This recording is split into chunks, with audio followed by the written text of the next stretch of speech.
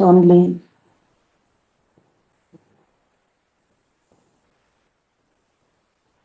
Yes, sir. We will start. Shall we begin? Or, Yes, sir. Yes, yes, sir. We will start. So, okay. all the participants, welcome to the afternoon session of our STTP. As we all know, our speaker is Dr. Umakant P. Kulkarni. Sir, please continue the session. Over to you, sir. Okay, thank you. And if any audio video problem, madam, you can talk to me and you can receive a question from the chat box and talk to me whenever they have questions to you. Right? Yes, sir. Of course, sir. Okay. Right. So this is this is the point where exactly we stopped.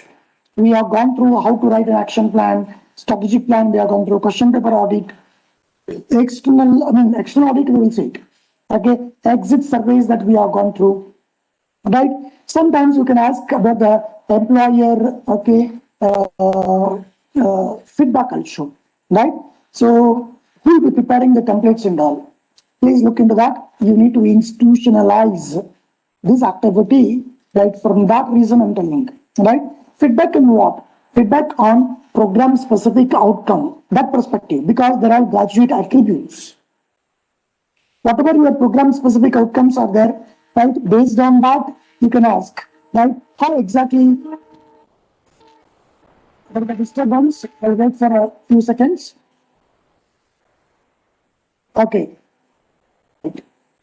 So how exactly the employer who will come for the interview, right? They feel about your student. You can get to know about these things and maybe knowledge, ability to communicate, right? Attitude, willingness to work in a group, then professionalism, whatever that is there, right? Overall rating.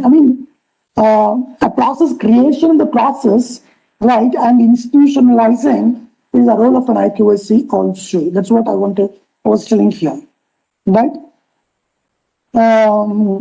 Okay, right. Action plan for the observation made on attainment of an outcome. This is another important thing which we need to look into, right? So this is about the IQSC I shared, which we were supposed to complete before the lunch break, right? Anyhow, with a concluding remark, we have completed morning session. Now let's begin the afternoon sessions. If you have any queries, questions at any point of time, you can interact with me. No issues at all, right? We will get into it. Right. So let's look into, we covered IQSC, the fourth point here. Now before getting into the documentation and questionnaires, I will get into the audit part and slowly, I will force myself to get into this, right? This session will go up to 3 o'clock, right? Now let's look into that. Preparing for NBA audit or in general an audit. So we all people know about that. When we talk about the audit, it is to hear, right? To hear from whom? An internal and external, right? And please look into that when you hear, right? It is about the process, it is about the evidences, it is about the compliance, it is about the progress. Okay, these are the few important dimensions about that you have to hear. And today morning there was some question, right? Should we prepare documents? Is it not that we are wasting our time? Is it the classroom teaching is important or documentation is important? Documentation is mandatory. Anything you say, you need to produce an evidence.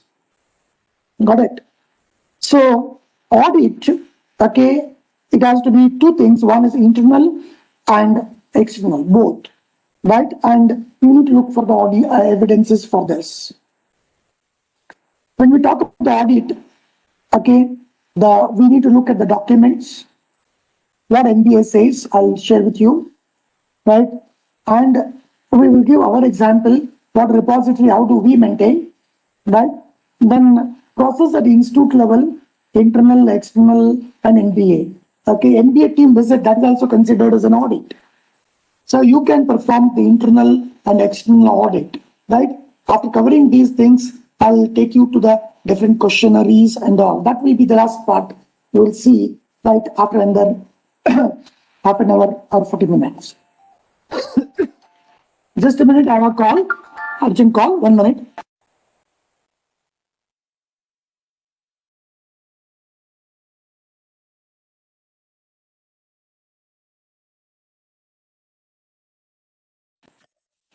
So I'm back here. Right. So let's look into the different aspect of documents. Right. And what are the important things, why they are important and all. Then we'll look at the general audit and all. Finally, we look at the list of questions and all. Right. So all this will help the auditor to script their audit process. Right? Yes. Now let's look at the list of documents. No, not this. Internal and external audit, I'll take it, and then the documents.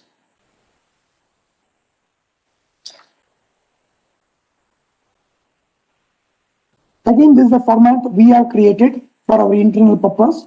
You people can have your own things, right? There are different chairman will be there, member secretary, external member, and two external members, one from academia, one from the industry. We involve, right? And here is always 1st July to 30th June. Okay, that's how we take it as per the MBA specifications, right? This is a cover sheet we prepare. Questionnaires are very important. Right? Now, overall observation, they write it here. Then specific observation, they write it. Look at the point of interest during the internal audit, right? Now, thus, first thing is implementation of strategic plan for this academic year, right? Did you implement right strategic plan, right? Have you created a strategic plan? Whether it is being approved, but is it for 5 years? And we expect that strategic plan has to be for 5 years, right? Then how well you have done it, right? Every thing that you have stated in a strategic plan, to what extent you have achieved and what is the quality factor of each of that. That is being looked into and observation is being done here. And please look, when you implemented something, evidences are required. Without evidence, there is nothing, right, at all. So people can create a question and drag me for the interaction because that is a more interesting thing to do. Second one is curriculum revision status to meet the current industry or the market needs, right? So can you connect this one to the mission, right? Like just I gave an example. We have a mission called contextually relevant curricula, right? Now to make your syllabus relevant, contextually relevant, to incorporate all the trends, market trends, right? You can prepare one document, changes that you have done for the curriculum from last 3 years or 4 years, 5 years, and justification and corresponding reference to program outcome, indicating that which program outcome you wanted to strengthen. People wanted to know this. Now, the next dimension of internal audit is there are micro levels. So external audit will be at the higher levels. Effective teaching learning based on the OB principles, right? Because it is the internal, right? Department people will initiate all these things within an institution. Maybe here all core and micro level things like a course plan, right? Course file, action plan for attainment, right? Question papers, its compliance, right? And then teaching learning process, assignments quality, right? Any innovative practices that is being followed, all those things are taken care here. People should know what question to ask, what to refer, what to see, right? All these things. That's about the third point. Look at that. Fourth one is quality of question papers in terms of its compliance to course outcome. Few samples question paper based on their selection, they should pick and look into that one. Do they understand course outcome, intent of learning outcome, and how well these intents are taken into practice through the different assessment tool that is being planned. Are you clear about this? Any question from serial number 1 to 4?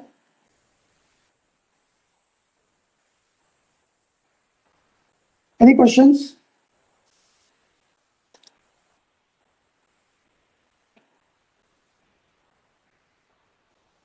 I'm audible? Coordinator madam, I'm audible? Yes, sir. Yes, sir. You are audible. Yeah. Right. So I wanted a participant. After the lunch, it is difficult. I know it. Because strength itself is speaking that, okay, 25, it is too low.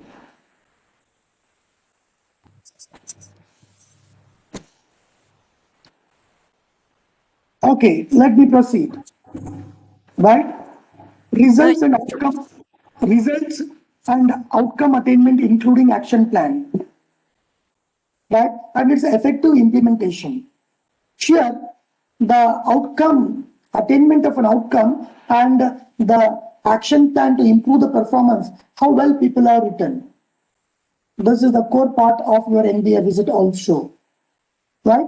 Many people, they don't know how to write an action plan. Action plan, you cannot take it from the shelf and simply copy and paste like what the students do programming related things, right?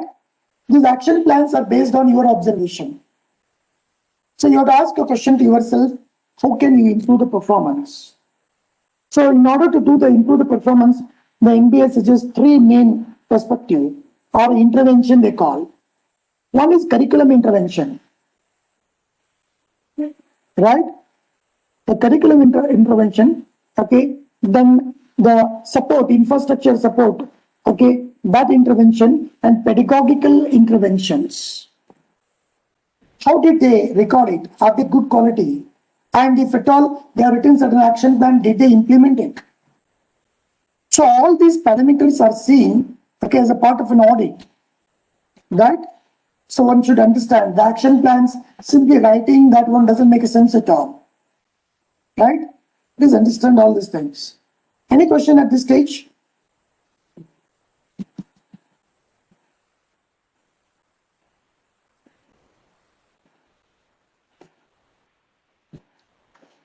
Right. If there are no questions, I feel it is an afternoon, probably you don't have questions, right? Look at that, events and competitions for the students. Are they sufficient? Will it make sense? How relevant they are, right? For all participants, any feedback is taken. So please look into that. The impact of everything is more important. So you must take the feedback of every event that you do, right?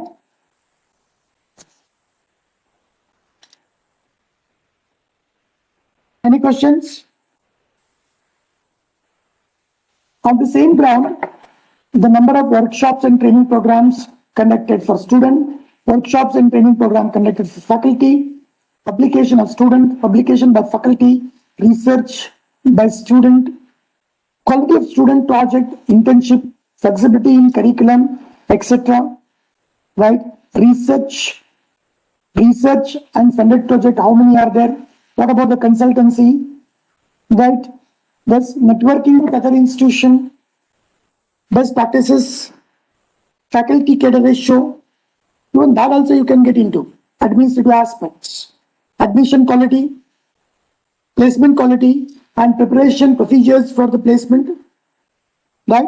And functioning of various committees like governing council, academic council, board of studies, board of examination, class committees, IQAC at department level, purchases committee, many things. You can add it.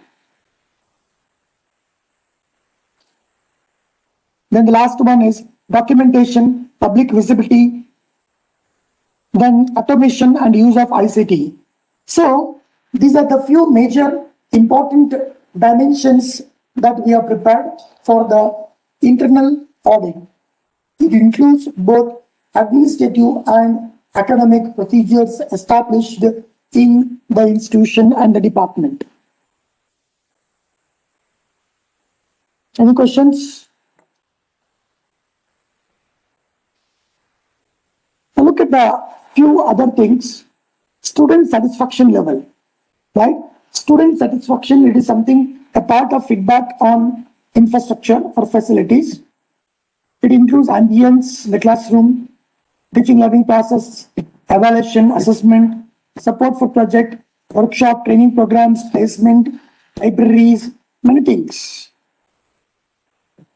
Similarly, you can get into faculty satisfaction.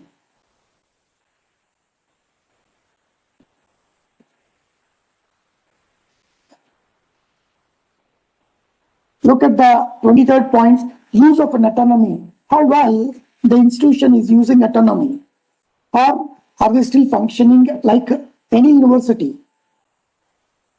What autonomy that's given to faculty level, okay, that should go as a part of an internal audit. Quality of computing infrastructure, machines, equipment, laboratory facilities, space, right?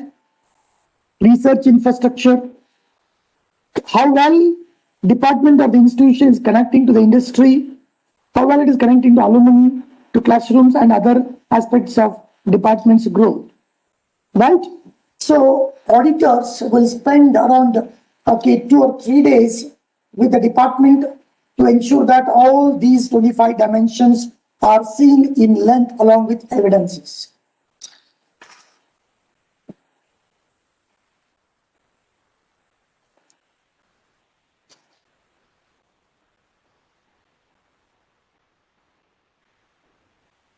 Any questions here for the internal audit?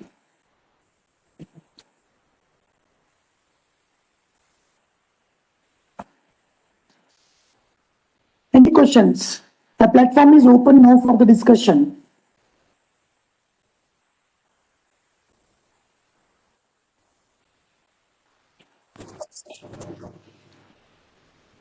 Participants, if you have any question, you can ask now. Or you can chat the questions in the chat box.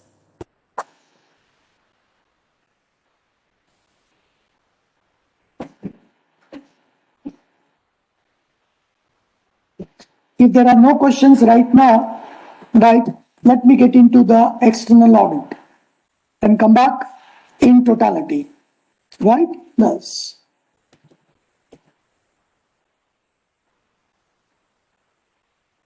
Look at the external audit. Same format. Here, for the external audit, this is done at the higher levels. Here, people should not get into micro level kind of things like a course file, course planning, question paper. Okay, like this, one should not get into even infrastructure, budget. They should not get into. They should get into higher level statement as defined in the strategic plan and mission statements. Right? So the question here is how well the strategic plan or its equivalent, any other development plan, is executed with a clear observable outcomes and evidences. How well you are written, how well you are implementing that. So a strategic plan becomes a baseline for the audit.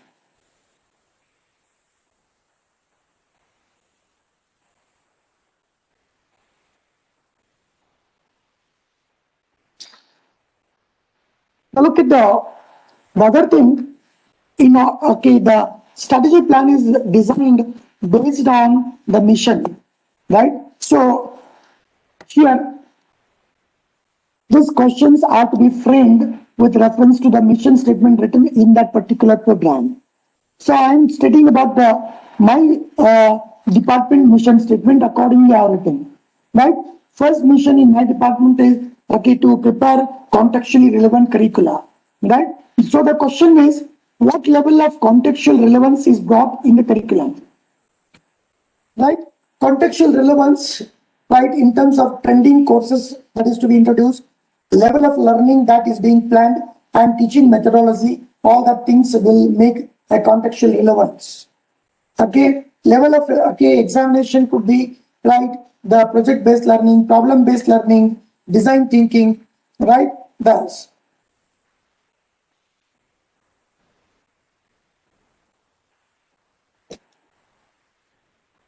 Look at the mission number 2. I'm pausing in between so that I give a time for you to go through this.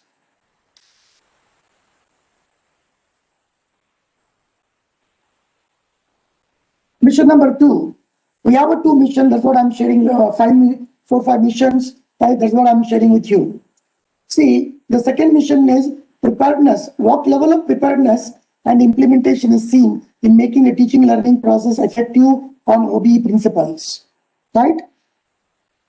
To have a teaching learning process effective on OBE principles, how well it is, how well COs are written, how well CO to PO mapping is being done, what kind of relevant evidences they are producing, how attainments are being observed, written, right? How action plans are being executed. All these things, people should look into that.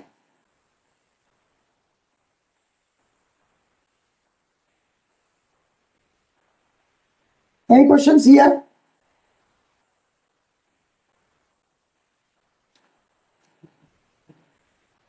Look at mission number 3. So, fourth point, mission number 3.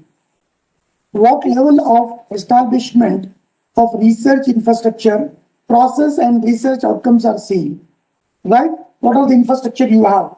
What support, budget you will get it, right? Then how many publications have been done? How many patents have been obtained? How many copyrights have been filed? Right? All these aspects are seen in this.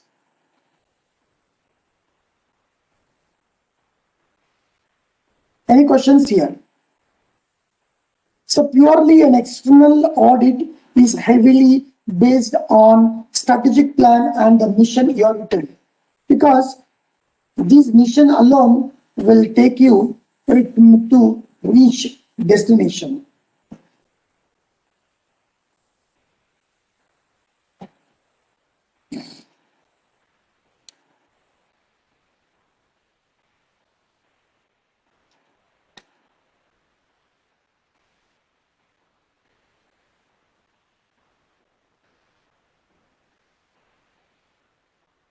Last part of this is like other noteworthy achievements, if any, other than that, from the faculty member, staff member, students, which are not covered under point number 1 to 6, they are counted here. So when you do the internal and external audit, both, you are almost prepared for NBA application, right? Or what I suggest is before you apply for NBA accreditation, right, this internal audit and external audit is to be completed. So that will make you feel confident about the application that you are filing.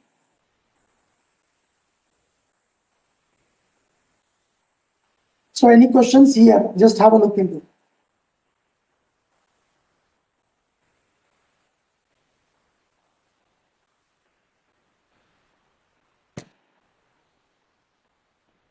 Do you have any questions here? Coordinator madam, any questions from your college side? No, sir. Hello, sir. There is one question. Please. What are the other achievements counted? What are the other? Achievements counted. Counted. Okay. Right. See, right, social connectivity of the faculty member. Right. How well students participate in, we can say, university sports, cultural activities. Right. So, and then, based on your vision, whatever you are written, how exactly the ambience is being created among the faculty members, staff members, and social connectivity, right? Any awards, any recognitions, right? All that we consider under noteworthy achievements. Sir, there are one more question, is there? Please. As many colleges are affiliated to the universities, what should be done in regarding the syllabus updation process, as the syllabus syllabus controlled by the university? I do understand. Though syllabus is controlled by the university, what you can do is you can identify the gaps in that. Right?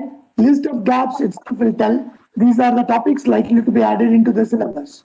But you, being autonomous institution, you prepare the activities and ensure that they are being taught. You don't wait until the university says that do it now onwards. Did I answer your question?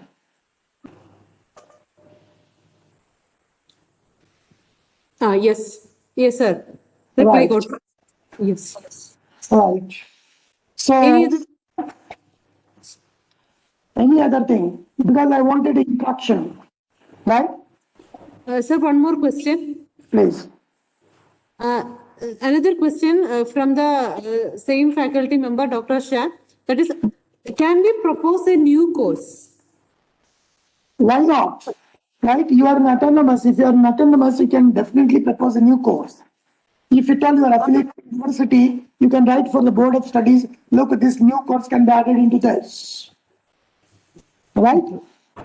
So the questionnaire is not belonging to any autonomous institution, maybe affiliated to a particular Yeah, university. you can write it to, okay, non-autonomous institution, you can write a letter to the university and show that your participations and all. It becomes part of connecting to the outside world. Right? Okay, sir. Just 1 minute, I have urgent call, 1 minute. Okay, okay, okay, sir.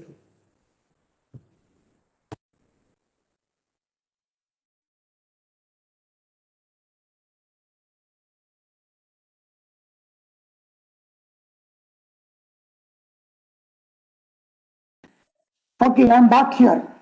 Right? More questions.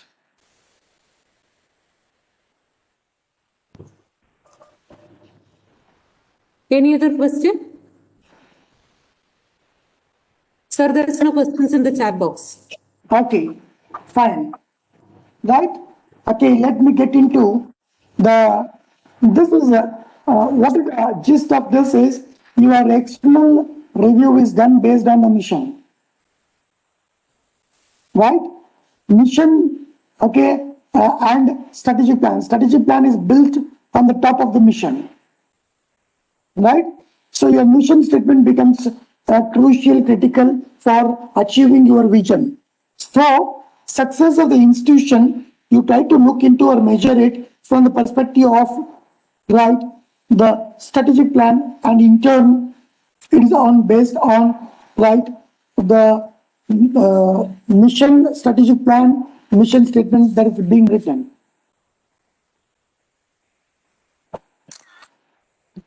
Right? So if that's done, if there are no questions, I'll move to the next one. See, I'll take you to the important things now, list of questions. There are huge set of questions that an auditor is supposed to know about that. And also the evaluation process, right? Please look into, I'll take you to the evaluation process, then get into the list of questions. You all people know this is being published by the NBA, right? So for everything, we speak about, right, the exhibits. I'll share with you. Right, now look at that. Describe the process followed to improve the quality of teaching learning. How to improve the quality of teaching learning? Some of these things will become a valid question as a part of an audit. Right? How do you improve the quality of teaching and learning? Can I ask this question to participants? Any participant can unmute and directly share with me. How do you write an answer for this? How do you improve the quality of teaching, learning?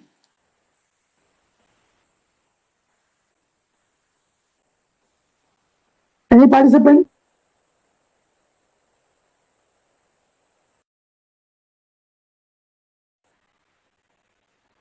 Look at this. There no response. I'm waiting for you people. Right? Now, exhibit and context have to be observed. Availability of an academic calendar. Right?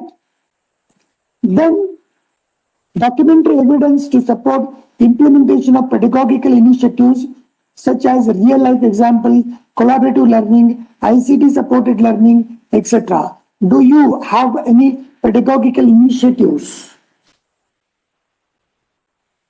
some people are asking question now, what all the other, okay, things, right? They all fall under the other categories, okay, of expectations.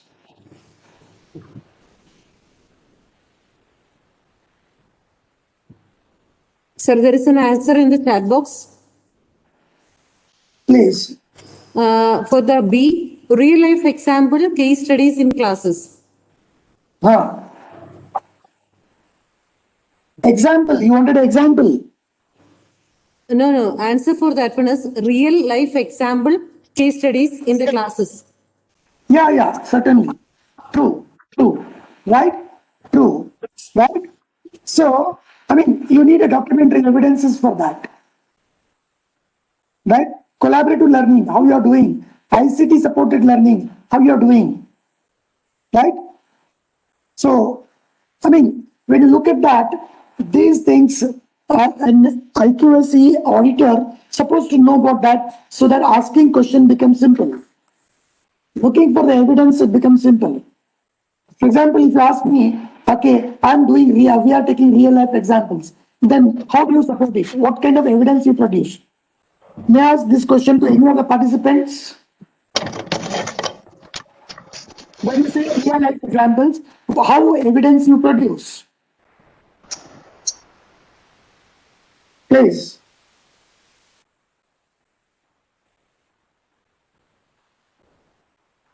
What kind of evidence you produce? I wanted a participant to respond.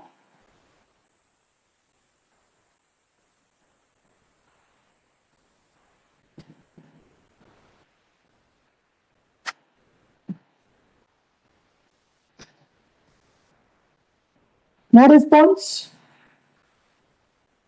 Right? When you talk about the real life example, what are the source of evidences? One of the source by default evidence is, right, your assignments. Please.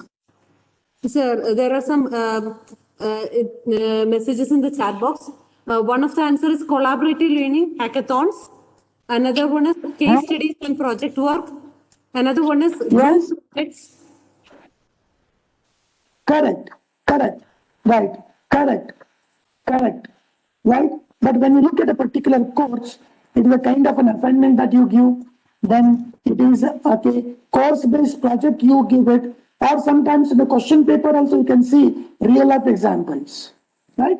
Let me share with you, which already I shared once to you, I don't know, right? Let me share with you an example. So that they all become the source of, right, evidences which you can take from that. Question paper also becomes. Now let's look into this.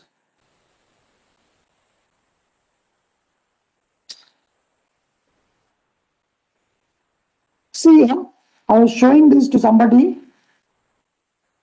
Now look at that. This is the internal exam 2. And we have written here. I'll read this for you. See here.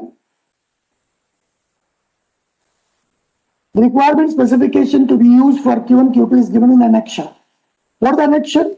Annexure describes the complete scenario which you can create or take it from some standard industry document. What were the questions? Prepare the use case diagram, prepare sequence diagram, prepare DFD, prepare design UI. For what? Look at that. Here is 4-page description.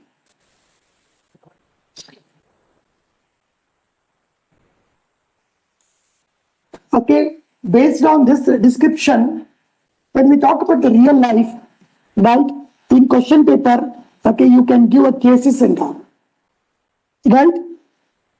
There are other examples where you can depute students for the internship, right, and people learn there and produce something, right? So real life example, when we talk about that, it is academic flavor of real life. Or you can pick a problem from the society and provide a solution. So what are the sources for which a real life example can be shown? Question paper, case studies, internship, course project, right? All that become a source for Just real life examples. Could be assignment. Right? But the statement problem description or the statement or the environment description, whatever you give, that decides the quality of assignment that you are given.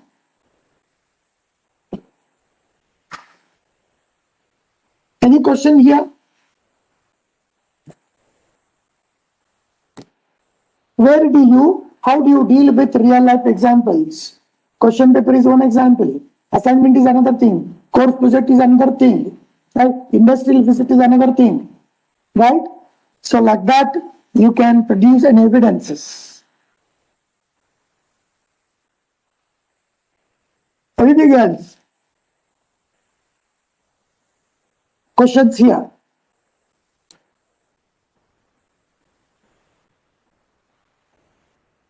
If there are no questions, I'll simply move. Sir, in the chat box it is written understood. Yeah, that's good.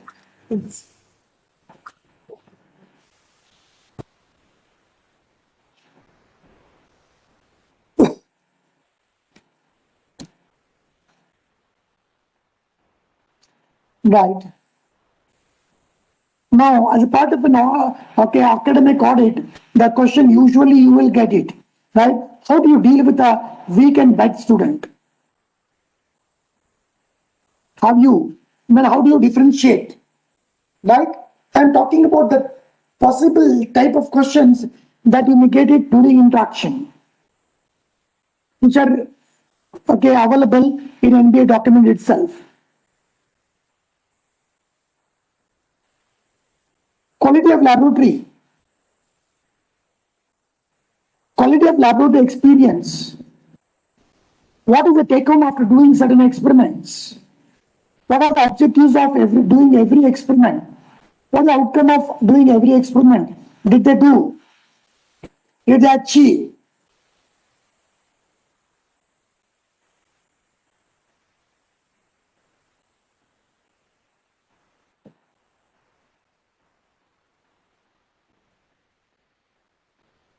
To look at the quality, people are interested in internal semester examination and external examination.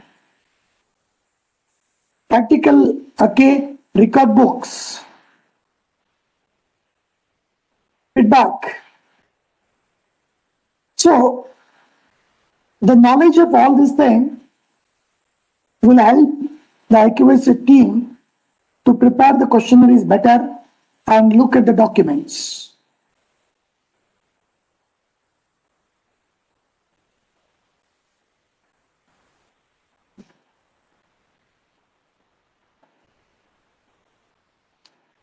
Is it okay? Shall I move to the next one?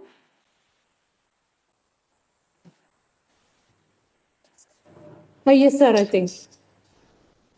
Okay, right.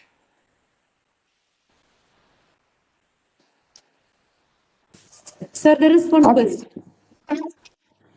Hello, go ahead. There is one question in the chat box. What is feedback format? What is? Feedback format. Oh, a feedback format, Yes. right? Yes. Yeah. See, you conduct the exam, you conduct a training program. After the training program, you would like to see, right, the feedback, right? So are there any format that you create? Okay, wait. Okay, I'll show you some of the feedback formats. Wait, I need to open my and show you.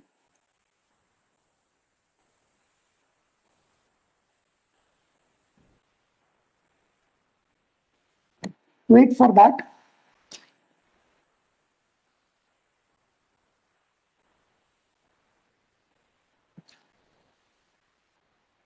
There are many feedback which I would like to take you through.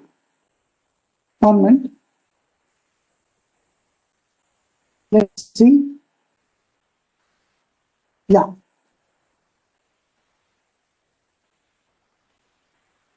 Now assume that you are conducting a training program when a training program or the workshop is conducted, people wanted to know about the impact of that training.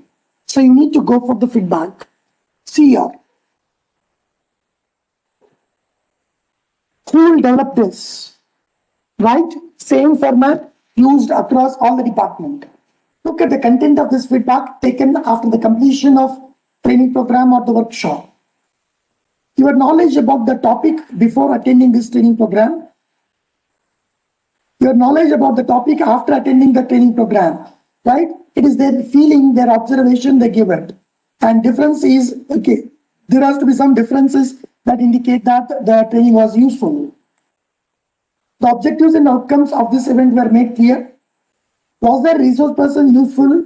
Was the resource person useful to you in making you to learn and meet the stated objective? Is the resource person knowledgeable in the area chosen? Appropriate learning materials were provided, overall rating. That's enough, right? Then how this event has improved, okay, how this event can be improved further. Then what did you learn in this event? They have to handwrite it and give it.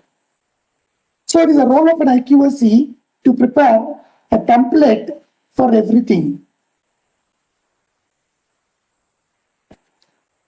Right? So did I answer your question, feedback? Madam, did I answer? Yes, sir. Yes, sir. I will read. Are you going to discuss the form for colleges which are already NBA accredited and going for renewal? Yes. Yes. This is a continuous process. NBA accreditation is one aspect. Leave it.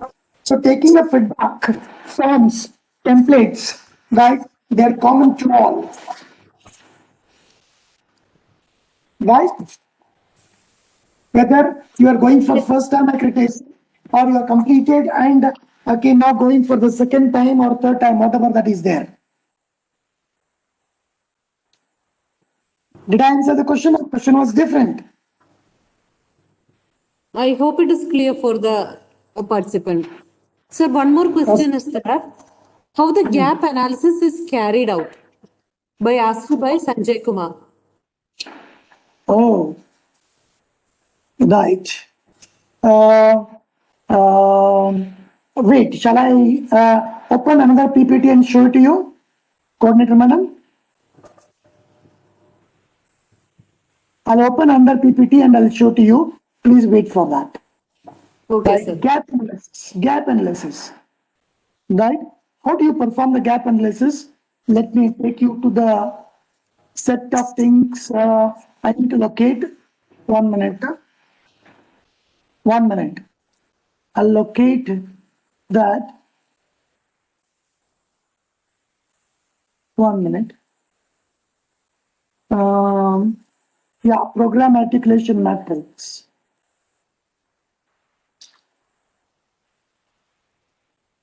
Just a minute. Yeah, right here.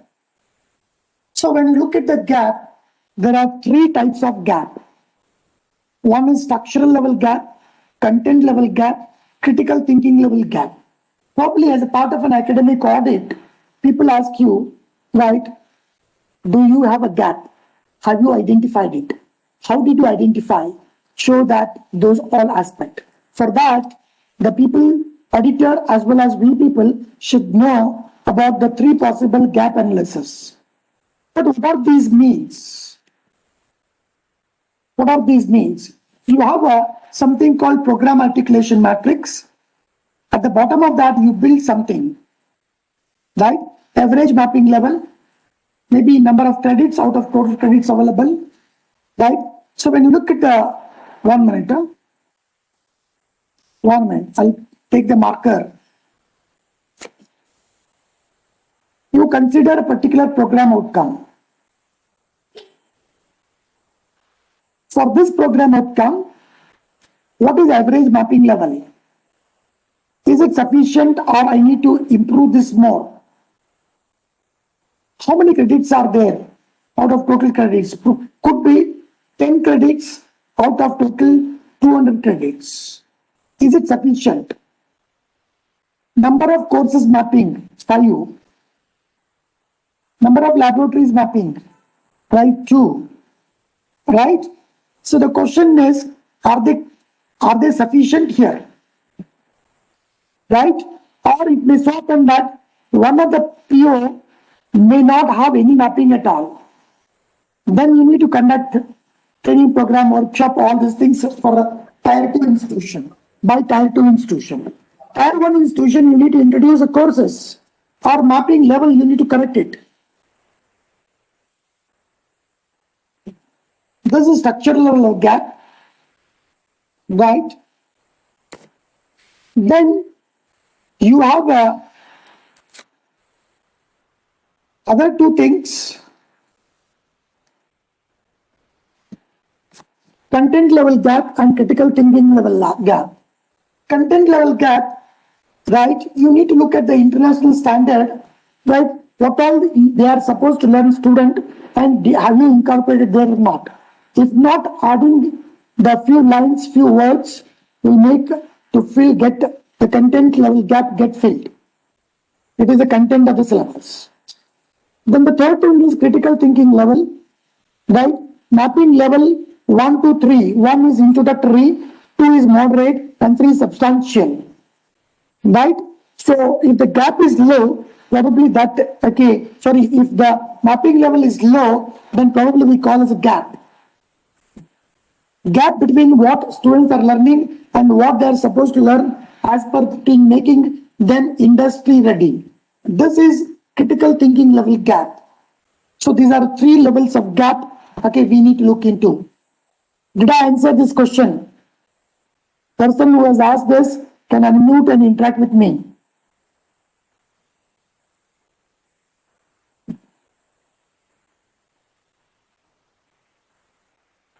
Coordinator madam? Sanjay Kumar sir asked this question. Sanjay Kumar sir, can you please unmute?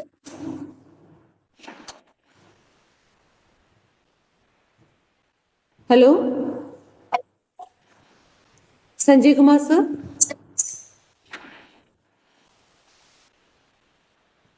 Maybe some technical problem from their end, to get connected and communicate.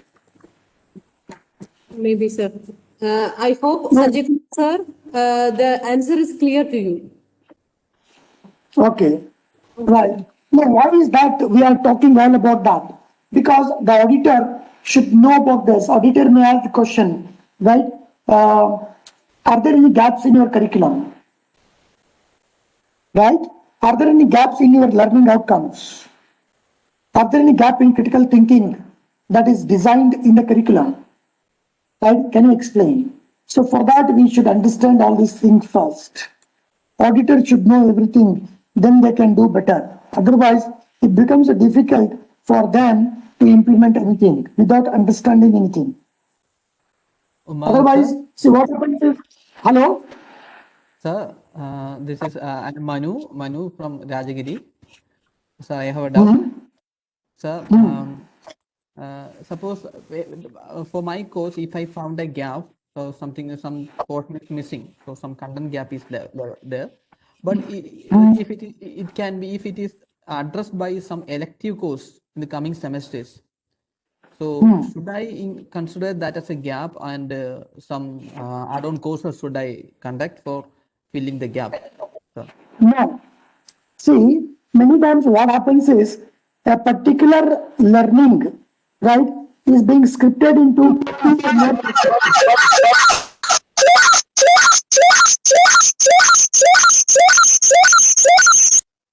is mute.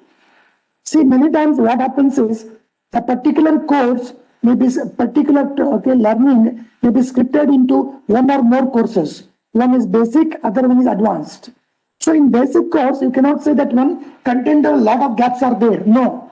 Put together the course 1 and course 2. For example, computer network 1, computer network 2. Put together you have to look into the gap, not an isolated course. Manu, did I answer your question? Yes, sir. That means you have to identify the gap during the curriculum development itself, right? Yes. We need to analyze the entire curriculum to identify the gap. True. A curricular gap for tier 2 institution, university has prepared. Okay. So you are identifying the gap, filling the gap through training program workshop. But for tier one, question of gap doesn't arise. They should not have a gap, but they will have a gap because they assume that this is what is enough for us this time. In the next revision, we will take it. So gap will continuously get filled by the autonomous institution. Should be right at some point of time, right? There should not be any gap. It's a continuous process. Gap get created, filled automatically immediately in case of tier one institution. But it makes sense in tier two institution.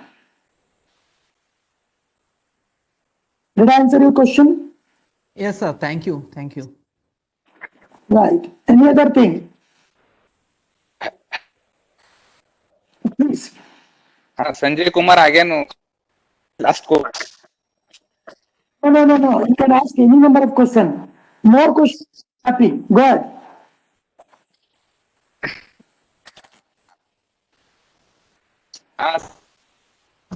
Is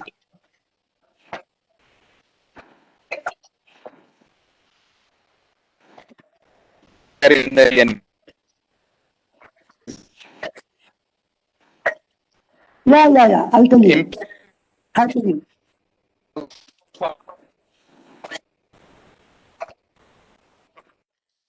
Usually well can be how it is carried out analysis. Uh, uh, uh, Right, I'll tell you. So usually the impact is seen whenever a workshop and training program is done. Right? So this impact sir. can be measured in terms of one core thing is after the training program workshop, conduct the examination, right?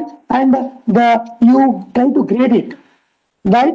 So that's why even in the AICTE, all faculty development program, there is a quiz is being integrated into that, right? So after doing that one, the based on result, you can say student have learned something, right? For example, look into this. I'll show you 1 minute. Your knowledge about this topic before training program, I'll say poor. Your knowledge about this topic after attending this one, excellent.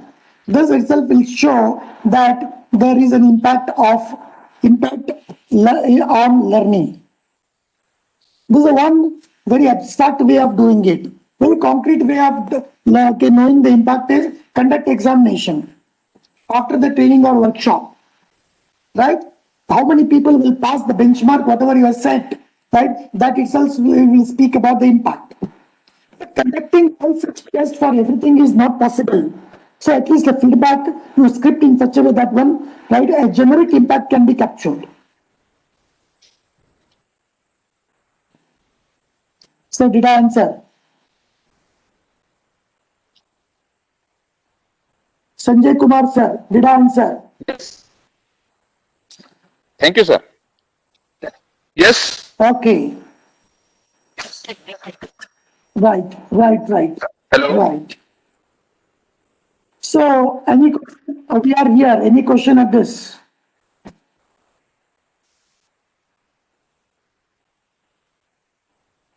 We are looking at 3 levels of gap because somebody has asked question.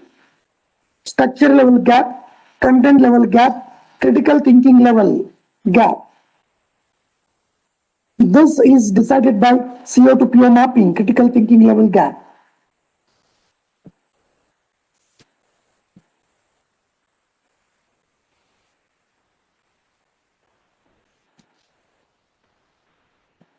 Shall I proceed?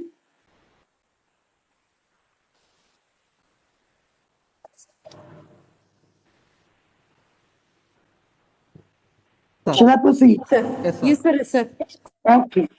Okay. Right. I'll come back to my original presentation and okay, let's get into this. Right. So somewhere we are here. Right.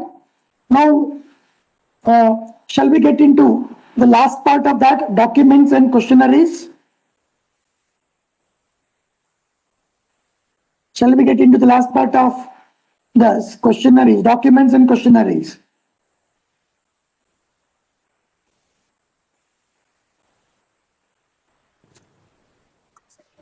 Already sir. internal audit we have covered. Right? Here we were covering. Right? Then we will get into list of questions. Before that, I will show our document and then get into the documents suggested by NBA, which are also valid things for the audit. I'll show you our documentation first. So in our institution, we have developed this documentation folder system. Right? Version 2 we have revised. Version 1 we implemented long back. So beauty of this is that we have compartments like a D1, D2. D1 is related to trust and asset ownership. All we add it here. D1.1, D1.2. You want to add some more? Within this category, you can add any number, any point of time. This is numbering system for the files. We have another category called statutory bodies. The third category is governance. Fourth category is academics. Fifth category is examination.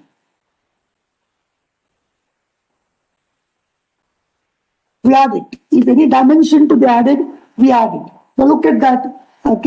This documentation will help the people to show what all the things they are doing it. Right? Examination related, timetable, results, result analysis, right? Then academics, classroom equipment, IPR, right? A lot of things, placement, result analysis, right? A lot of things we'll get into. Project timetable, research center, syllabus, board of studies, various committees connected to academics, student list, academic calendar, admission details, lot of things.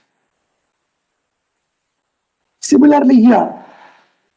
So you need to develop your own numbering system so that it is scalable, easily rememberable, and you can work on that. And try to institutionalize this.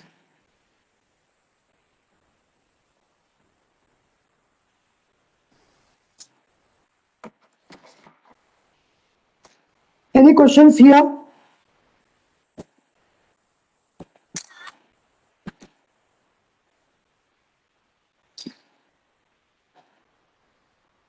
Any questions? If there are no questions, then we'll move to the next one.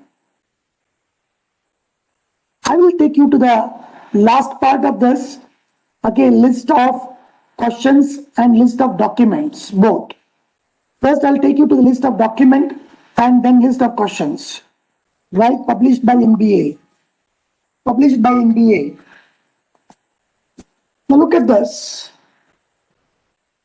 And this will also serve as important evidences for an academic audit. But look at that. People misunderstand that you have to maintain in this order only. This is just a list. Right? The institution may have their own list of documents available. Right? First, I will go at the program level, then I will come back to institute level. Program level, look at that. Right? First, MBA accreditation report of the past visit and any action taken on that. Did you correct whatever the flaws identified before? Did you identify any flaws in that? And did you correct it? Department budget, admissions, student list, grade point, placement details, professional society activity, student paper, sample, best and average project, faculty student ratio, service book, right? Faculty details, publications, right? FDPs, curriculum, syllabus copy, course files, right? One very important thing is rubrics developed to validate POs and all. This is the most important thing, right? This is the most important thing. Do you have it? How do you say that your POs and PSOs written are correct, sufficient, complete, well mapped, matured, everything? How do you say it? You need to develop a rubrics and ensure that, right, this is subjected for audit. You wanted to know the details of this rubrics on validating POs and all? Because this is the most important thing.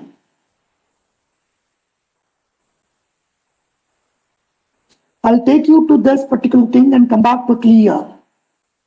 Because we have very less time. By 3 o'clock, we need to complete this. Wait, I'll take you to a particular point.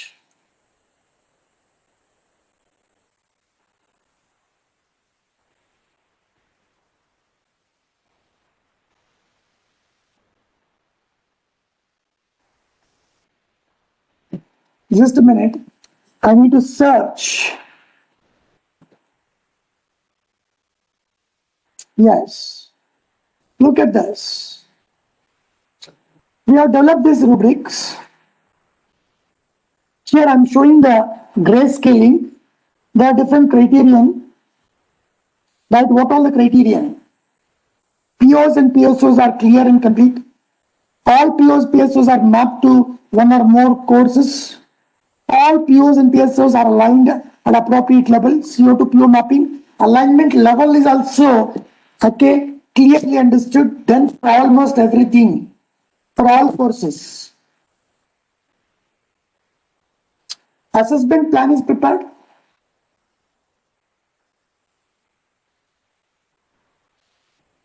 Right? Then the completeness of assessment plan, assessment data is collected, and program changes are based on attainment action plan. If this has been done, almost the entire document will be verified and is to be done by the third party, and we need to rank it. Right? The maximum marks here, there are 7 dimensions, 4 plus 3, and there are maximum marks is 3, 7 into 3 is 21. 21 is the maximum marks.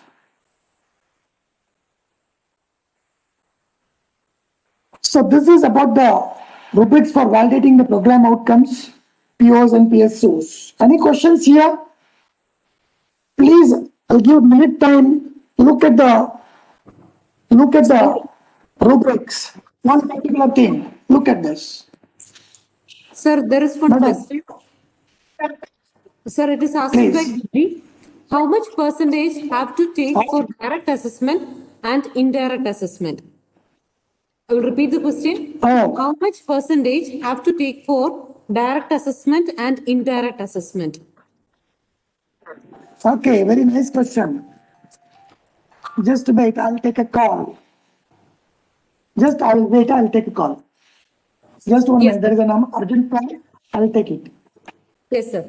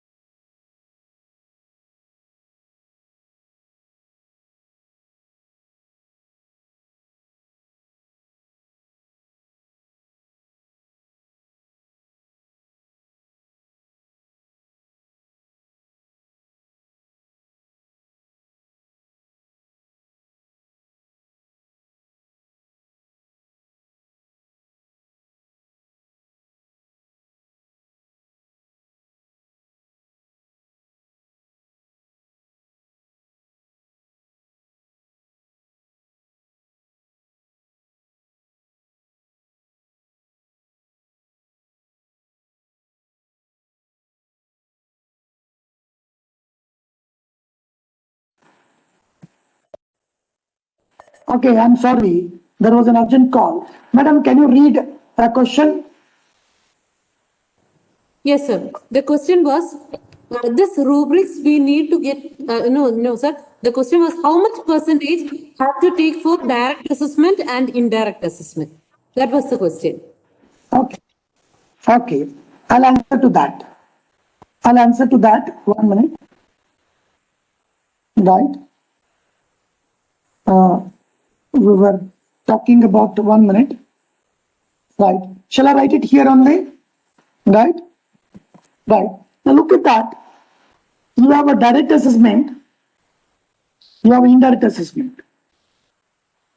Right. I'm talking about the tier one institution now. Right. Now, direct assessment, what all the direct assessment you have got assessment tool. Say, for example, written examination is there. Your industrial visit could be, right? It could be as okay, course project, CPL call, etc. Written test may be 50 mark, right? Industrial visit could be 10 mark, right? And course project is 40 marks, right? Out of the, 100 you evaluate this and you will get something X, right? That's so consider that somebody has got 90, right? Out of 100, right? Now the indirect assessment for a course doesn't come into picture at all. This is the wrong understanding. Many people do course exit survey and do it. Course exit survey, you need not have to do it for the given course. Right? For a course, you should not do indirect or exit survey and all. But where do we do it then in that case? So consider, PO attainment. Criteria 7. So PO number 1, you attained, say, 80%, right? Or it is at level 3, assume that, L3. Any one of that, right? Both are one and same. Now, you take a feedback from employer. You take a feedback from employer, right? And that comes to be, right, 75%. Right? Then, how do you, take this direct, indirect, what should be the weightage for this? Right? Now look at this. In this case, a classroom activity done for a whole semester, conducted several written tests, several oral examination. How rigorous is this? And look at the employer feedback. This is for 30 minutes or 1 hour or 2 hour, short period. And there are many reasons for that. So here details are available, here details are not much available. More time is spent. So what I suggest is, right, looking into this, you can give a weightage. It could be 90% weightage for this, right, and 10% for this. Because a classroom activity is done with more rigorous and employer feedback is for a short period. Right? Short period. Right? So 90-10 can sound good. Sometimes people prefer to go for, say, 80-20. Right? So whatever the weightage you take it, you need to justify why did you take it. There is nothing like this is a correct, this is a wrong thing. I may take 60% for this and 40% for this because these are the employer. Finally, we are preparing for the industry readiness and those people. But I don't give 40% because all dimensions, this PO1 dimension, they might not have tested. They're giving general opinion on the student. Right? A particular graduate attribute, they might not have tested. PO1 to 12, PSOs, all they might not have done it. So what I suggest is either 90-10 or 80-20. That sounds good. Is it clear? Is it clear?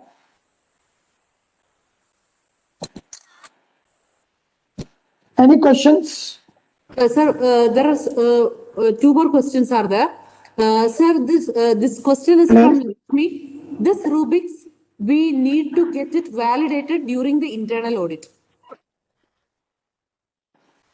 This rubrics, okay, the people who do internal audit, okay, sorry, internal audit, internal to college, I mean, right? You prepare this. A rubrics gets prepared doing that. The auditor will go through all the question and prepare.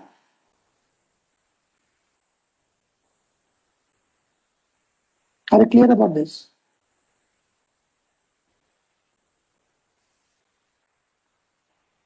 It is internal to institution wherein you and your dean, academic, and some other representative of other department, all people will sit and develop this. They ask the question and you will be telling answer and they evaluate it. Your peers from other institution, they can do this. Internal. External to the university, external to the institution. It might be from industry, from academia. They will look into that. Did I answer your question? Yes, sir. In the chat box, Lakshmi has answered. It is clear. Thank you, sir. Like that. One more question is there. One more question is there. Sir, it is from Sudarshan, sir. What is program changes based on attainment? What is that? What is program changes based on attainment? Okay. Right. Now look into this based on a program changes, based on attainment. Right? Look at the program articulation matrix. See, you have got PO1, PO2, like this, all POs up to 12 it is there. Consider one of the PO. And see, there are many courses. Course 1, course 2, course 3, they're all mapping with effective mapping, say 1.2, okay, 2.3, something like that you are writing. This is the design time, right? Now the attainment of PO1, right, is say, right, 40%, right? Meaning is 40% of the student reaching some set percentage of marks, say 60% or whatever it is. This is the case. Then program changes. It is nothing but an action plan. Action plan to improve, right, the percentage of number of students attaining this or changing this benchmark and ensuring that more number of students attain this. Got it? So this change, this action plan could be, right, your infrastructure change, your support system change, your pedagogical change, right, your curriculum changes, right, or maybe mapping level, mapping, whatever mapping is there, no, here, that changes, right? So you need to find out why low percentage of students, okay, are reaching the benchmark, whatever you have set. And bringing that change in the program, right, is what we say, okay, program changes based on attainment.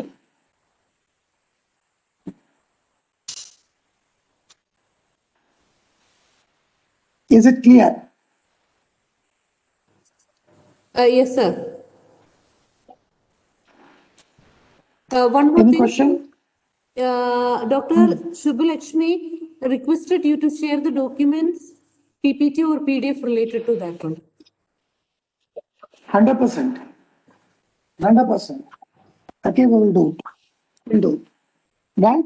We'll do it. Shall I proceed? Yes, sir. Yes, sir. No more questions in the chat box. Because another 29 minutes left. Right? Yes. So, this is a list of the document that will serve important for the the auditor. This is at the program level, right? But the institution level, similar set of things are there. Composition of governing council, governing body,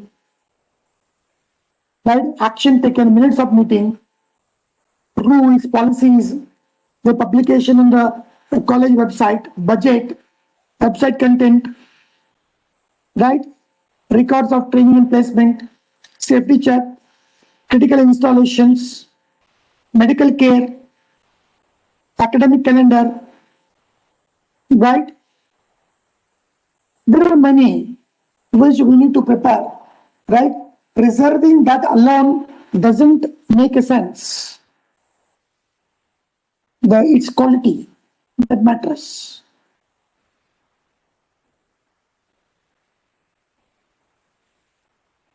So any question here? Otherwise, I'll go to the next one. For next around 20-25 minutes, I will drive the series of questions listed by MBA to head of the institution, to deans, HODs, faculty, students. Few important things I'd like to share with you.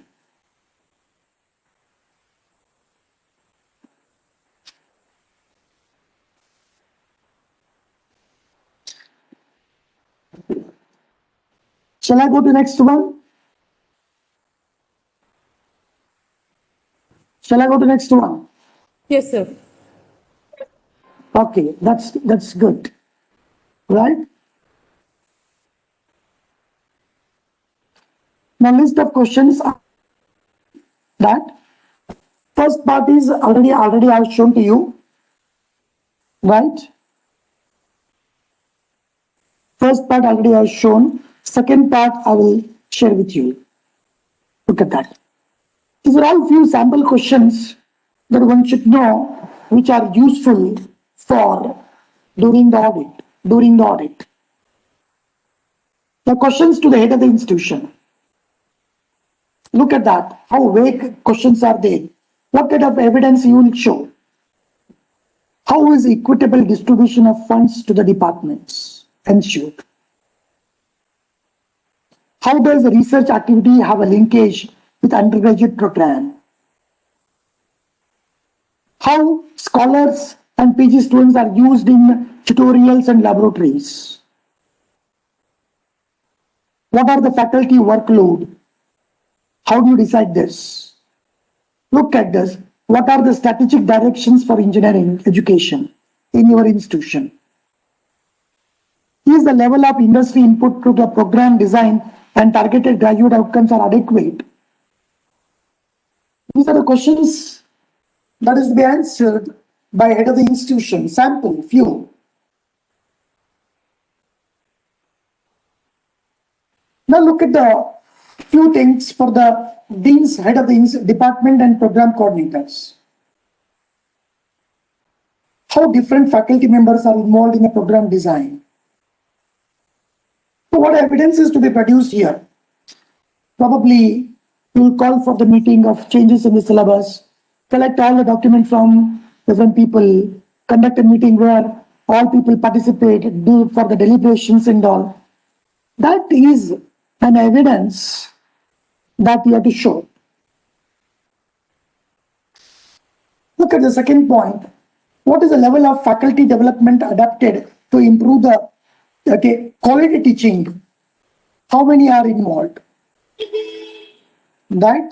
What are the faculty development programs, right, you are arranging?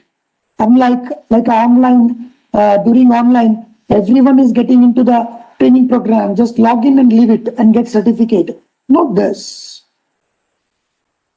Not this. Maybe one of the best practice each department can follow is that the faculty member, after going through the FDP, you ask them to give a session for all their colleagues. So there will be seriousness.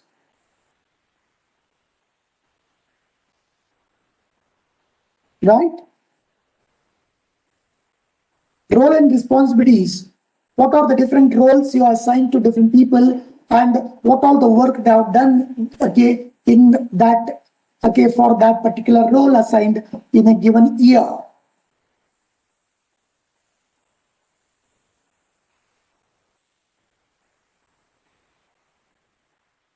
How is the program review initiated and implemented? Program review, it includes, it is nothing but an IQAC, right? IQAC. Now, what are the quality laboratories? How do you feel about the quality of laboratories, right? And quality of the experiment that is being designed in the laboratory. What practical learning happens in every experiment? Is it up to the mark? Look at this one. Is the quantum and quality of laboratory practices consistent with needs of the engineering graduate? How computers equipments are being maintained? Is there a log file, log book, complaint registration book, right? Whether all stakeholders are aware of program outcome, course outcome, all these things.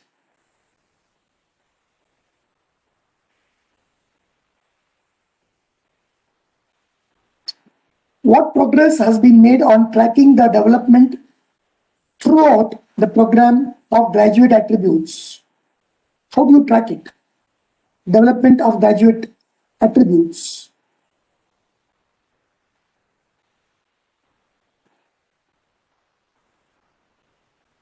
Look at that.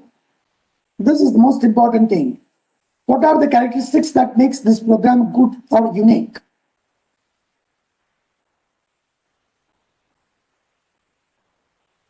Employability of your student, how do you ensure? Maybe peer learning, maybe aptitude test, maybe conducting domain specific test, right? Sharing of views from the place student, okay, with their juniors and all, okay, all that things you can look into, right? Right? How the professional development is being taken care.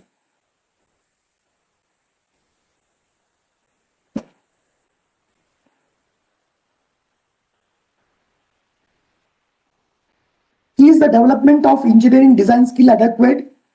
How is the design embedded into the program? Design related courses, how it is embedded? Are they sufficient? Right? Probably as a part of the program articulation matrix you can look into. Because one of the attributes of the graduate, that is program outcome, is design skills. How many courses are mapping to that? That you can very well look into that. Any question at this stage before I go through the other things? Coordinator madam, any questions? Can you prompt the participants? So no questions in the chat box actually. Participants, any questions you can ask now? Or please type in the chat box.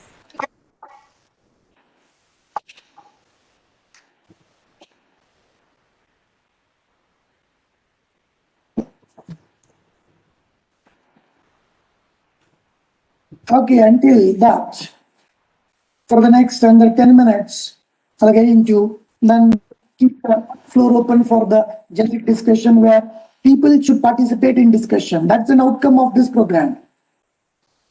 Right?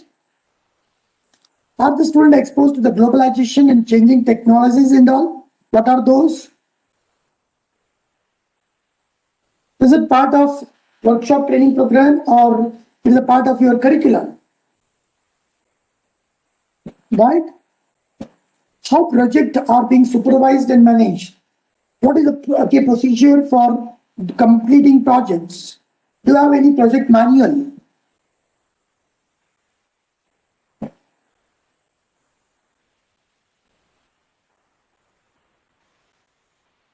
What portion of final year projects are research oriented? Sir, there is one Is the question. course material? Please. Yes, there is a question from BG ma'am. That is any difference in UG program and PG program auditing? The difference between the UG and PG program is UG program little bit right teaching is happens and less hand holding, right. In PG program more is okay course project based driven self learning mode and more is hand holding. It is not a classroom centric. PG should not be classroom centric. It is a project driven, it is activity driven, it is self driven, it is hand holding, it is not teaching like schools. First difference. Second difference is right depth of learning, the kind of an assignments, right? So these are the two major differences that you find in UG and PG. This is one more question that usually people ask, right? If you have in accreditation, if you have a PG and UG, same course, if you have it in UG and PG and autonomous, people ask that what is the difference? Difference in right advancement of contents, difference in the way of learning, difference in right learning by practice. Right? So you'll find these differences between UG and PG. Right? Yes, sir. I Any think it's clear. questions? Right. Is the course material made available to students? Thanks to COVID-19, it has taught us a lesson for all of us. Otherwise, it was not. During COVID-19, what happens? I think everywhere people create the video recording of their class and they make it available. So student can learn at any point of time. Why they should attend your class? They can learn at their pace. They can run that video multiple times. Good. Right? What is the quality of assignment work? How well they do? What modern tools they use? What levels of exposure is for the local industry practices? What exposure to professional practices? Are there any sponsored project? Internship or industrial training? Right? What quality mechanisms that you have that ensures appropriateness of outcomes? Appropriate of outcomes, right? The quality measure is IQAC. Quality measure is BOS reviewing that, right? BOS check the design of course outcome. Then IQAC local to the department will check that when your questions are set, okay, based on the course outcome written. In that way, okay, you have two mechanisms mainly, right? One is IQAC, other one is Board of Studies. You should know, understand this.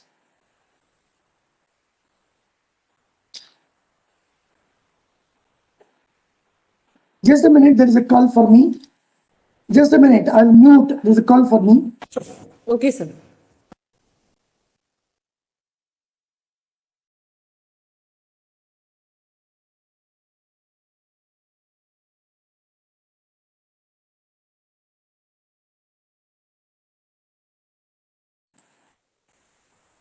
So I'm back.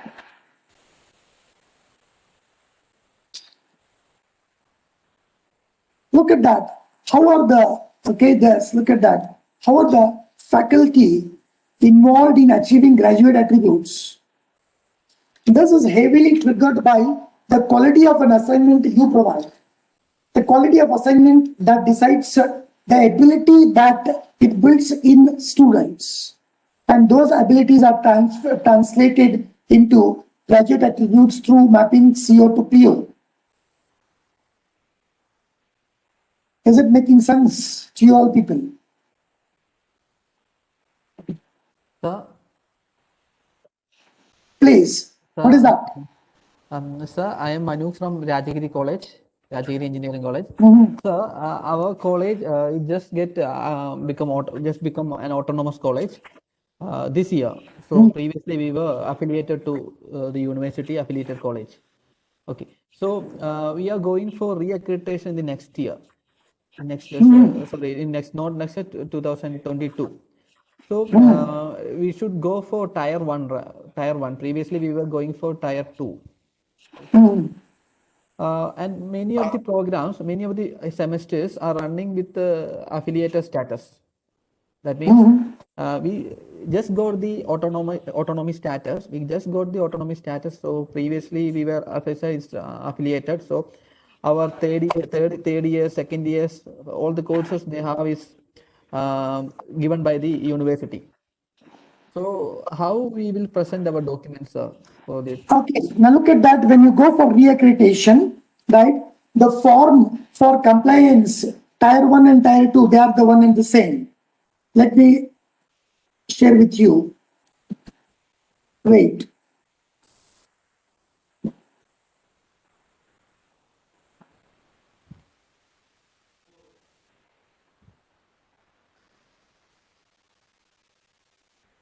Look at this. This compliance report is same for tier 1 and tier 2. What is that they are looking here? They are not distinguishing anything.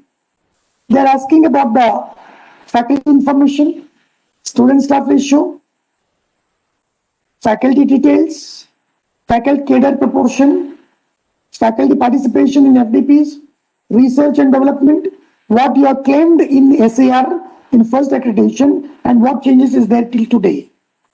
Tier 1, tier 2, whatever that is there. Pre-accreditation, right, for that you have to fill the compliance report. Compliance report is common to both tier 1 and tier 2. There is not much, okay, thing that you find difference in tier 1 and tier 2 here. Did I answer your question? Yes, sir. So we can keep the evidences for different batches, right? So that is needed. Yes. So Yeah. okay. And also, sir, one more question, sir. So whenever we should we change the vision and mission or program education objectives and all after 4 or 5 years? So should we change it or should we modify it? Usually, the vision, mission, program, education objectives do not change. They are written, they will always remain same. Unless otherwise, there is a major paradigm shift in education. Right? Yeah. So they should not change. But what happens is, we may not write properly and we discover later that it is not correct. In that case, like a third umpire, right, rejecting the on-field umpire, and the on-field umpire, right, they're doing like this, you can alter. But that's not to be altered on as a regular feature. Got it? Yes, sir. Thank you. Thank you, sir. Right. Right.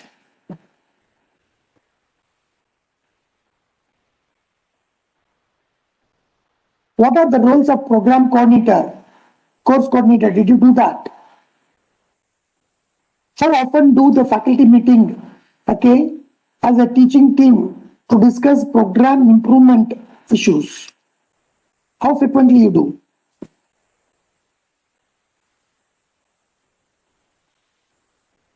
Look at that for everything, demonstrating the closure of the quality loop. So the impact analysis is necessary for the feedback for every training program and workshop.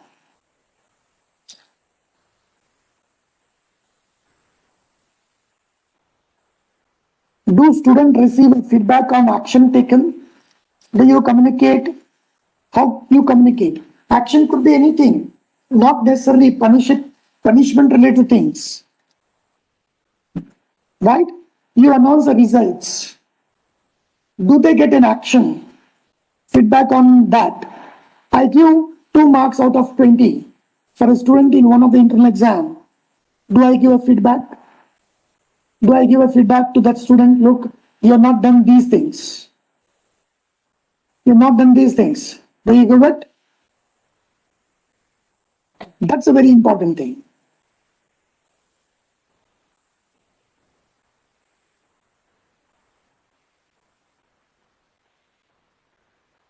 What are the faculty credentials relate to the POs and POs? Right? Faculty credentials. right? This is very important thing. Everyone cannot be a teacher. Anybody who write on the blackboard is not a teacher. They should have a competency, they should have a communication skills. They should have a competency to ensure the graduate attribute through their course.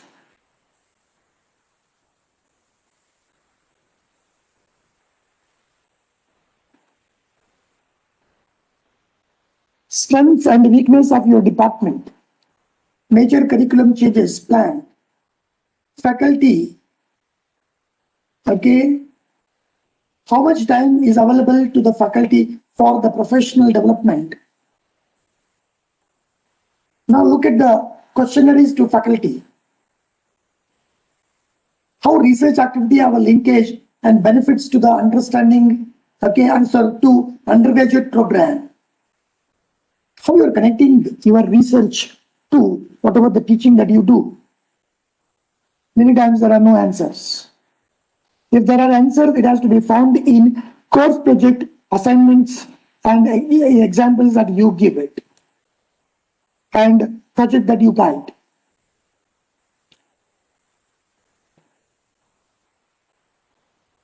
What are the good things that are happening in the program? Are you involved in the program improvements?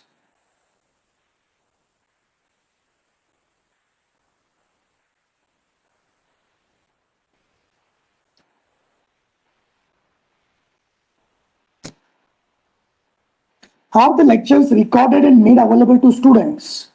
What for? So flexible learning. And those who miss the class, they can look into that. Those who do not understand, a weak student, they can rerun your lecture and see it also at their pace.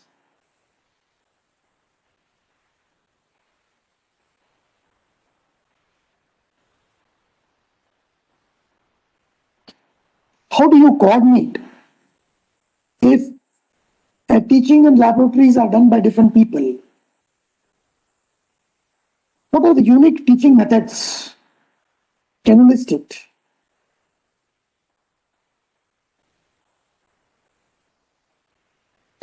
Unique or unusual? What are the usual teaching? Go to the class, write something on the board, explain, give a notes. Do you have anything other than this?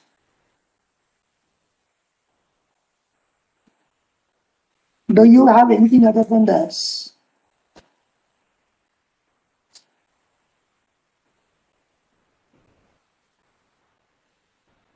How is you industrial experience, if any, relevant to this program? What is the role of a head of the department, course coordinator, and staff member in program review and quality improvement? What are the grievance? How do the grievance are being handled?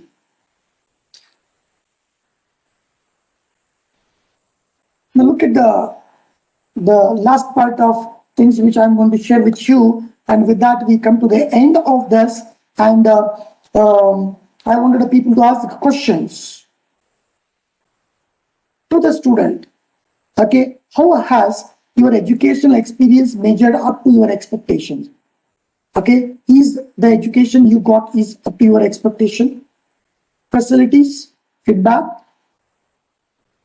What extent the program provided you so many things? Teamwork, leadership, management, communications, presentation skills, self-learning capacity. Did you make use of online learning facility? What are they? So it gets into a lot of other things. I will not, I'll stop it here, right? And wish to take few more questions in next 2-3 minutes and complete end this particular meeting, right? So we have another 4 minutes time left. 3 o'clock time was given to me, 4 minutes left, right? If at all you have any questions, you can ask. All this I will make it available, right? You people can go through, that will help, to script better your audit process, right? So any questions from your end, please right, right, I'm open. And here are the some, right, you can register your queries and send a message and you'll get a response back. Okay, you can see the response in this link. You can do it. So now the floor is open. The coordinator can interact with participants and they can further interact with me for any of their doubts or the information they wanted. With this, we have come to the end of my presentation. The floor is open now.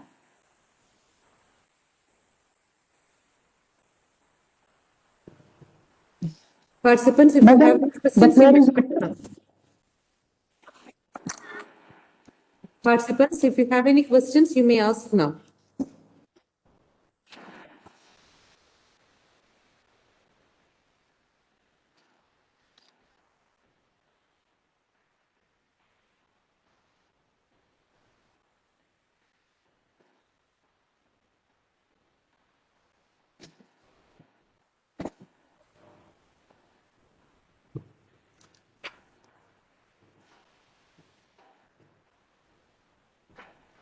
I'm available at this. Okay, if at all you wanted my service, you can make use of this at any point of time. My mobile number, email ID, upkulkarni@yahoo.com. Mobile number is 944891530. We have our own team, right, assisting all people to do their MBA accreditation or development much better.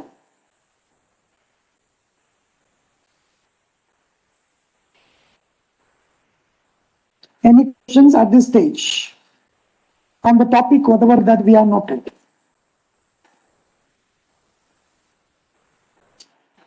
If there are no questions, I would like to thank the coordinators for giving me an opportunity, right, in driving these sessions in with the different topics and all. Sir, If you have any sorry. questions, you please ask. Yeah, sir, there is a question in the chat box. Please elaborate Please, go ahead. problem-based learning, how it is different from project-based learning. I will repeat the question. Please elaborate problem-based learning, how it is different from project-based learning. Difference Okay. between problem and project-based. I'll tell you, right? So when you look at the, rather than getting into the okay, dictionary meaning of this, let's get into, at one point of time, we'll say that when both are one and the same, right? But if at all you wanted to make a difference between these two years, you can make it, right? For example, you can ask the students to pick different projects, right? And they make a group and a course project and whatever that you give a hand holding in the class, okay, through that one, they should solve their problem, submit a report, give a presentation, and your assessment will be done on that. Your learning will be measured based on what project you people have selected, a group of people, right, get into. On the other hand, on the same ground, when you look at the problem statement, I'm teaching DBMS. What I'll do is, I'll begin with saying that one, right, shall we create a database for, student database for our department? I'll pick a problem. Then what I will do is, right, I will take them into the different phases of, okay, solution development, and thereby, okay, I educate by giving smaller assignments and all, right? But the effect is same. The volume is different, project based and problem based, right? The volume is different, but the intent and outcome remains same. Learn by experience is the intent of both, right? So that's how I can share my understanding about these two with you.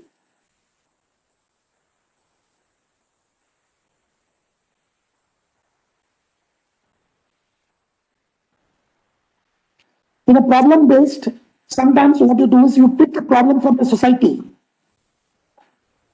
try to give a solution to that also, right? Any questions are done from my side.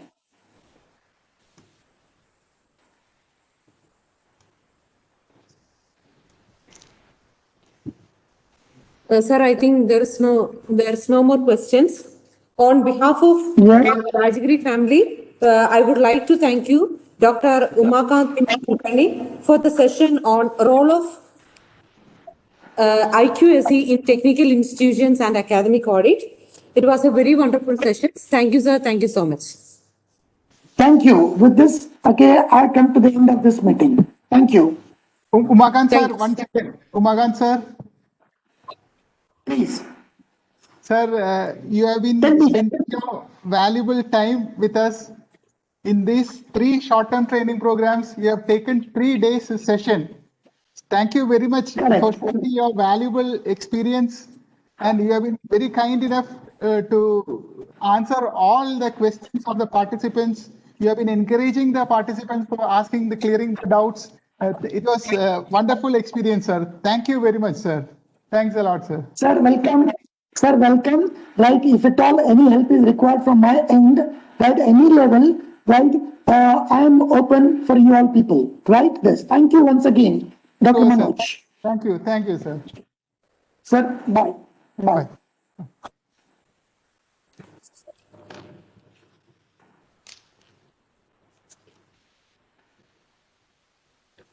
So with this, we come to the end of our 6-day STTP on outcome-based education for technical institutions. So we are moving to the validatory session. Before moving to validatory function, I have few announcements for the participants. Participants will receive the certificate to the registered mail ID after completing the evaluation test. We will have the evaluation test after this validatory function. Test will be for just 20 minutes, and the participants will get the Google form related to the test in your registered mail ID itself. So please complete it within the 20 minutes itself. Okay. So we are moving to the validatory session.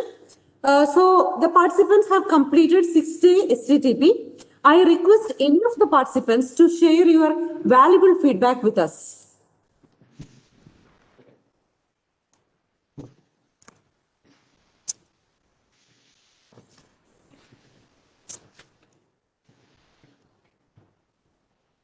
I request any of the participants to please share your valuable feedback with us.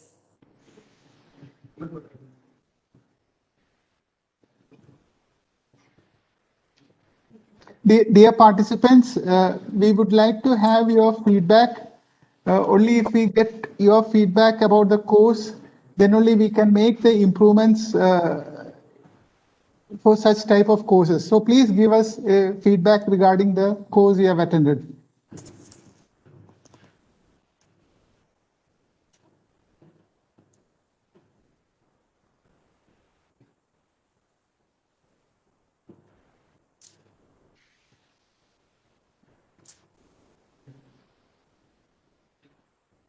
A few of you may please unmute your mic and you can give your feedback, please. Hello, sir. This is Namrata Guse from Nasik. Very good. Am I audible to you? Yes, Yes, ma'am. sir. Please. Yes. I am from NBA recognized and NAC recognized institutions. I have attended most of your lectures, and all lectures are very informative and very helpful to us also to for the we can take it. I can take it as a revision for the mapping and all. So thank you so much for organizing such type of STP, and I'm also looking for such great such type of nice STP in future also. Thank you. Thank you, ma'am. Anyone else? Any other feedback?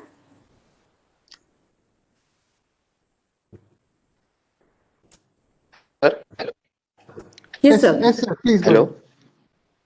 ahead. Myself, Yes, Sanjay Kumar sir. Gangurde, Yes. Nasik, KKY Institute of Engineering Education and Nasik. Our institute is NAC accredited with A grade, as well as NBA. Our 8 departments have got NBA accreditation for 3 years, as well as in the AICTE AI survey, Platinum Award. So the content delivered in this particular session, it was very, very good. So we are very thankful to you for organizing such type of sessions. Though we have accredited NBA, so we get some, have some doubts regarding some impact analysis and gap analysis.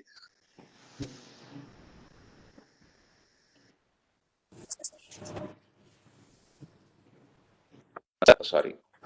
So all the doubts have been by the experts. So thank you, sir. Thank you, sir. Thank you.